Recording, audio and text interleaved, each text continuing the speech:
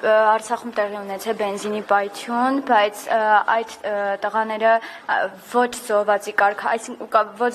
կարգավիճակ ունեն, ոչ մի կարգավիճակ չունեն այս հարցին։ Ես տեղյակ եմ այդ խնդրից։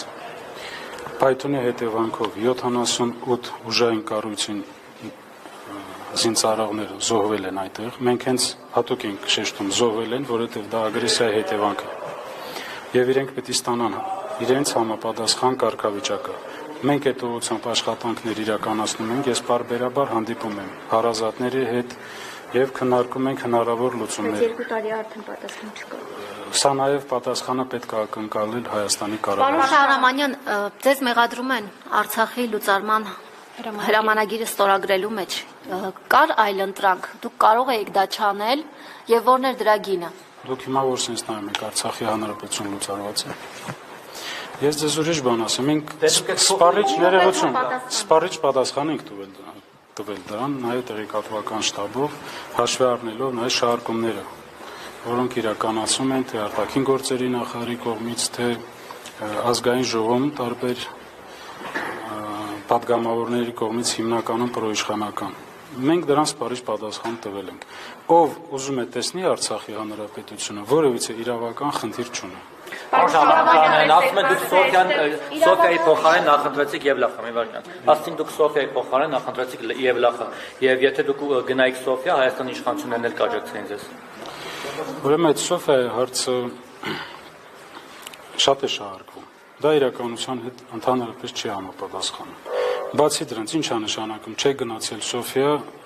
Ադրբեջանը ձեր վրա հարձակվել է։ Ադրբեջանը նման իրավունք չունի, որ մենք ինչ որ հանդիպում չեն գնացել, այդ պատճառով մեր վրա հարձակվել է։ Ես այդ ժամանակ նախագահ եղել Արայիկ Հարությունյանը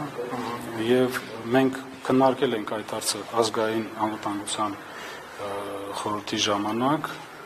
նիստի ժամանակ եւ մենք տվել ենք դրական պատասխան, որ մենք պատրաստ ենք գնալ, բացի դրանից 15 օր անց Սոֆիայի առաջարկից հետո եղել է Բրատիսլավայում առաջարկ հանդիպելու, որոնք մենք ընդունել ենք եւ մեր պատվիրակությունը գնել է տոմսերը այնտեղ գնալու եւ Ադրբեջանը դա մերժել է։ Այդ շահարկումները կապված են փորձել սեփական քաղաքական, դիվանագիտական ձախողումները բարդել ինչ-որ մեկի վրա։ Պարոն Շահրամանյան, նայեք Լեռնային Ղարաբաղ։ Թողեք ես միջևերջ պատասխանեմ։ Եվ այդ շարքումները բարոյական չեն, քանի որ Արցախի տարբեր ներկայացուցիչներ, տարբեր ժամանակահատվածում ուղիղ բանակցել են ադրբեջանական կողմի հետ։ Դուք տեղյակ եք, որ դրա մասին հայտարարել է եւ Վիտալի Բալասանյանը, որ մինչև 22 թվականի վերջ ինքը բանակցել է։ Դրա մասին հայտարարել է Սամվել Բաբայանը, որ ինքը բանակցությունների մեջ էր։ Այն ժամանակ նախագահ Արայիկ Հարությունյանը ուղիղ բանակցությունների մեջ էր, հանդիպումների մեջ էր, այդ դրա մասին շատ լավ տեղյակ են Հայաստանի իշխանությունները եւ այդ մասնակցություն են ունեցել։ Այդ լուծարանը Շահրամանյան տեսել եք Հայաստանի իշխանությունները, կոնկրետ Նիկոլ Փաշինյանը տեսել է, իրենք ասում են չենք տեսել, դա էլ է ներկում։ Ես դուք ասել եք, որ խոսել եք տեղյակ են այդ փոխանցումը։ Ես այդ լուծարման հետ կապված գործընթացին կցանկանայի այսօր չկենտրոնանանք,